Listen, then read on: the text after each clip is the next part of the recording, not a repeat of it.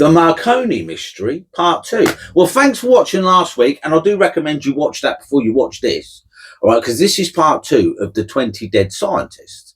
Now, by the spring of 1987, as you imagine, right, the deaths of Britain's defence scientists were becoming increasingly difficult to ignore. Some investigators believed the cases were unrelated. Others believed that they were witnessing a campaign of assassinations. But before asking who might have been responsible, another question demanded an answer. What exactly were these scientists working on? And to answer that, we have to leave the crime scene behind and step inside one of the most secretive periods in modern history, the Cold War. For more than 40 years, if you can believe it, East and West lived under the constant threat of nuclear annihilation. United States and the Soviet Union weren't simply competing with armies. They were competing with scientists. They were competing with engineers, mathematicians, computer specialists. The next breakthrough in technology could determine which superpower survived and which one disappeared forever. So there was a lot at stake. Britain stood at the very centre of that technological race. Companies like Marconi weren't simply building electronics. They were designing the future of modern warfare.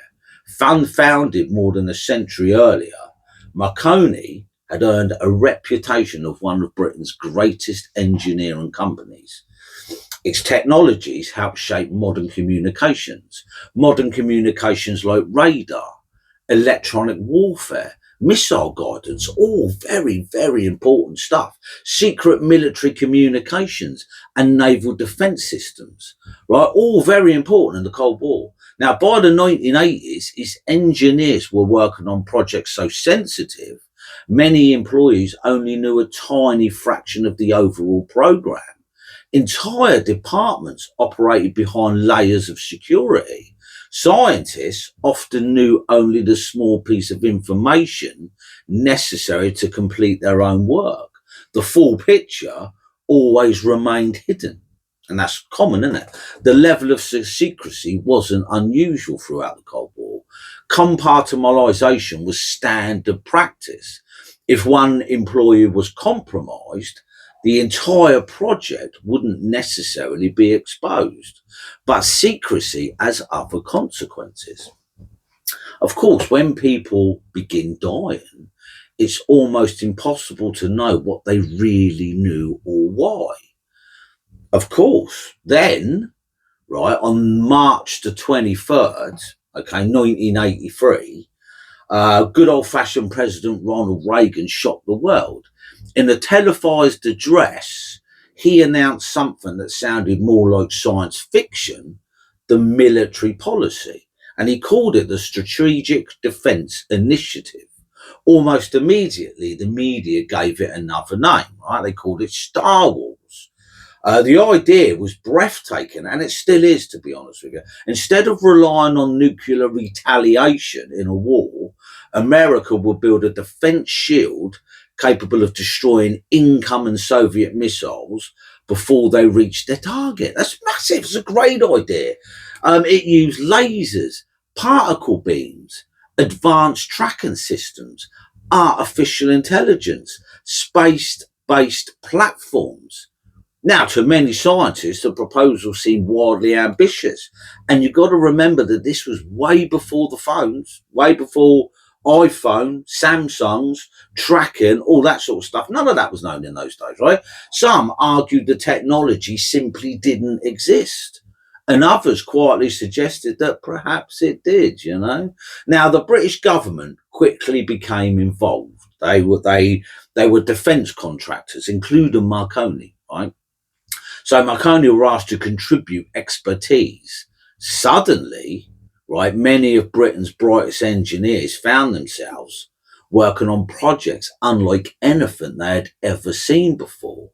Now, exactly what these projects involved remains classified in many cases. And that's where speculation begins, you know, because it's so secret. Now, as the years passed, stories began circulating among researchers.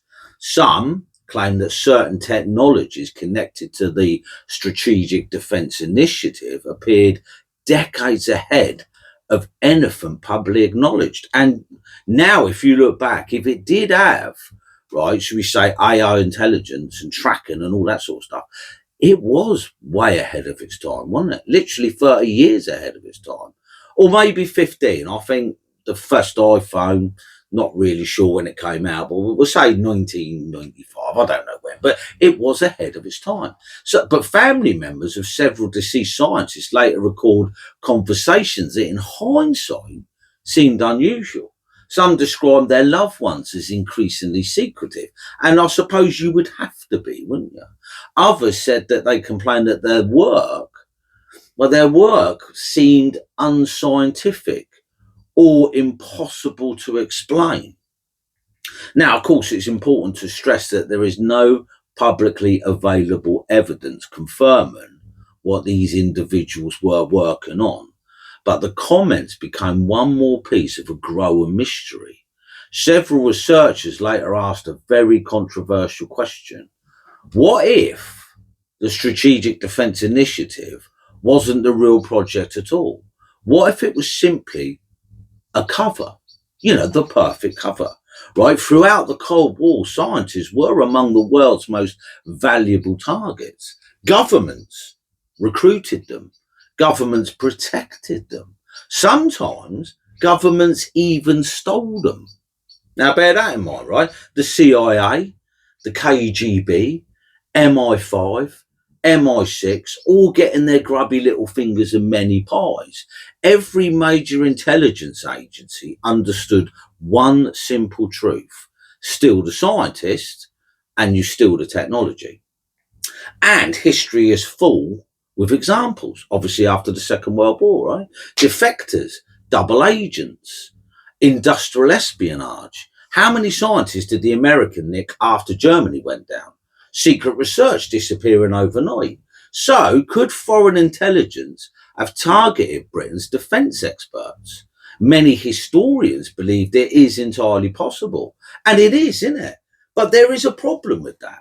If there were assassinations, why were the deaths so bizarre? And look, if you haven't watched last week's, please do. It will explain a lot, right? Why not make them look completely ordinary? All right, bear in mind, when we go back to last week, why electrocutions? That bloke electrocuted his fillings. Why impossible accidents? One bloke tied a rope round his neck, decapitated himself. Why elaborate suicides? Why such theatrical endings? These questions would haunt investigators for decades, possibly years. Now, for years, the investigation appeared to lead in only one direction. Of course, right? So they're investigating these deaths, and they've come up with like Cold War espionage, classified weaponry, secret military programs, and that's why they were killed. It was logical explanation, wasn't it? Until another theory emerged. Now, I do like a conspiracy theory. I do, right? So I will tell you this, right? A theory that changed everything. And it's a weird one. It didn't come from the British government, and it didn't come from police investigators. It came from researchers exploring one of the strangest conspiracy theories ever associated with Britain's military establishment. Now, according to them, these scientists hadn't been developing revolutionary weapons, nor had they uncovered Soviet secrets. Instead, they had allegedly come in contact with something that wasn't supposed to exist. And it wasn't a machine, nor was it a secret weapon. Not even a life form, really, at least not in the conventional sense. Now, they claim the scientists have been studying an intelligent black substance, a substance that could supposedly think, learn even, and respond to those around it. Researchers would eventually give it a name, and they called it the black goo. Now, was it the missing piece of the Marconi mystery? Instead of espionage, instead of should we say Russia killing our scientists, Was it the black goo that was behind Marconi mystery, or simply one of the most imaginative conspiracy theories ever created? That is where our investigation goes next. The official record tells one story, all right, but conspiracy researchers tell another. Somewhere between the two lies a mystery that has fascinated investigators for more than 40 years. So, let's have a recap. Everything you've heard so far is based on documented deaths and official records and claims made by those close to the cases. What comes next is very different. It is a theory put forward by a number of researchers. It has not been substantiated by public available evidence, but because it has become entwined with the Marconi mystery, it does deserve to be examined, doesn't it? So, in the spring of 1982, the world's attention focused on a small group of windspread islands in the South Atlantic, right? The Falkland Islands. Now, officially, if you remember, the conflict was straightforward, right? Argentina had invaded British territory. Britain responded by sending a naval task force more than 8,000 miles across the Atlantic, right? 10 weeks. 10 weeks later, the war was over and Britain had regained control. Sadly, nearly 1,000 people had lost their lives. History appeared to have been written, but according to some researchers, that was not the whole story. They believed another operation was unfolding at exactly the same time. An operation almost nobody knew about. One that had nothing to do with Argentina and nothing to do with sovereignty, and everything to do with something allegedly discovered beneath one of the most remote island chains on Earth. Now, if these claims are true, then the Falkland War may have hidden one of history's strangest secrets, right? Almost 1,000 miles southeast of the Falkland Isles lays another group of islands, right? The South Sandwich Isles. And among them, this is the island we're interested in, one lonely volcanic outpost. It's called the Thule Islands. And I'll put it there just in case I haven't pronounced it right? The Thule Islands. Few people have ever visited it. Even fewer have ever heard of it. And I'm one of them, right? There were no permanent residents, right? Nobody lived there. There was no towns, no roads, just volcanic rock and ice because it's cold. And some of the harshest weather anywhere on Earth. Yet, according to researchers investigating the black goo theory, this desolate island may be one of the most important locations on this planet, not because of what sits above ground, but because of what they claim lies beneath it. Right, 1976, Argentina established a small military outpost on Thule Island. Officially, it was presented as a scientific research station. Now, as you would imagine, Britain protested. Get off our land, right? Diplomatic tension increased. Yet remarkably, nothing happened. The base remained. And the base remained there for years. So for years then, British special forces were reportedly tasked with retaking that island. And the operation itself was well documented. British forces landed, Argentinian garrison surrendered, the base was dismantled officially. Officially, that was the end of the story. But conspiracy researchers believe that was only the beginning. One detail continues to fascinate researchers.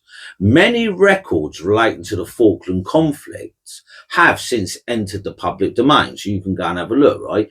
All your military reports, all your operational records, naval documentation, after action reviews, thousands and thousands of pages, apparently. Yet researchers have long pointed to a number of documents relating to the Thule Islands that remains unavailable. And they've remained unavailable for many, many years under national security exemptions, fueling speculation that operation attracted continuing secrecy. Now, of course, there are many perfectly ordinary reasons governments retain classified documents. One of them, right at the top, is national security, isn't it? And then you've got intelligence sources. You don't want to get them out in the open. Military capabilities, you want to keep them secret.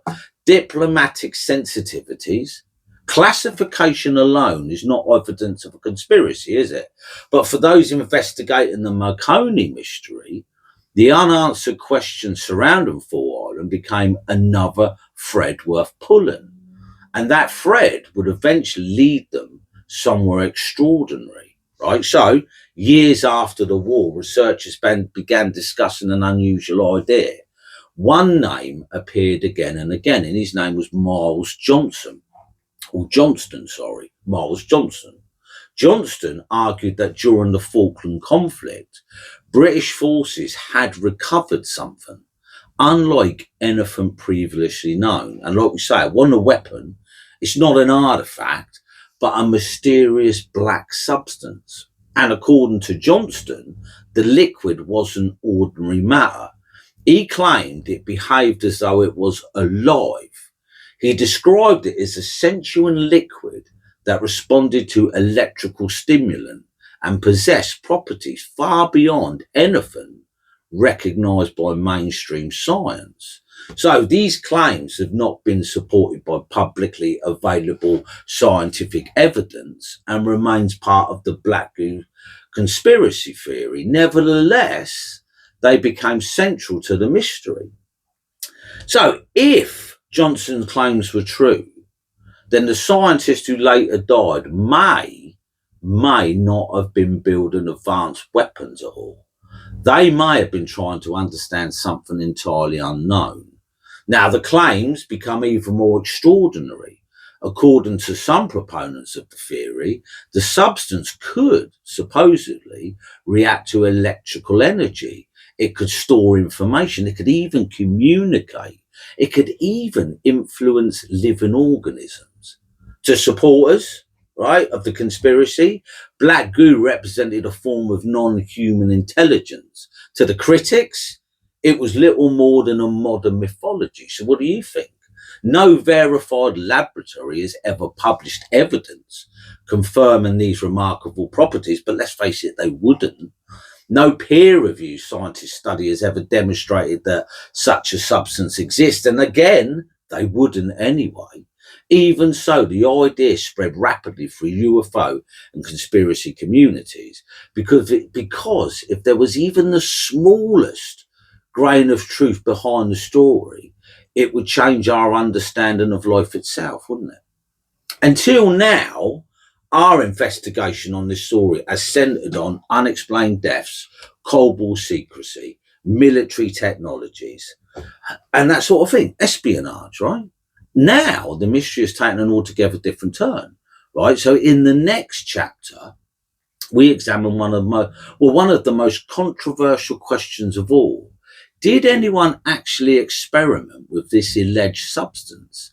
And if they did, could those experiments have could have had foreseen consequences, you know? Or has an extraordinary story grown around a series of tragic coincidences, right? So let's repeat that again. If they did, could these experiments have unforeseen circumstances? If it's true, was this black goo experimented on, right? Or has an extraordinary story grown around a series of tragic coincidences? Now, I'm not going to buy the tragic coincidences, right? I don't think there were coincidences, these deaths. But that is where we investigate. Well, that is where our investigation continues. Next week, we will properly talk about the Black Goo and Max Spiers. So stick around and I will do part 3 next week. Thanks. Oh, before I forget, like, subscribe and ding that notification bell. Follow my YouTube channel if you can. That will be amazing. Thank you.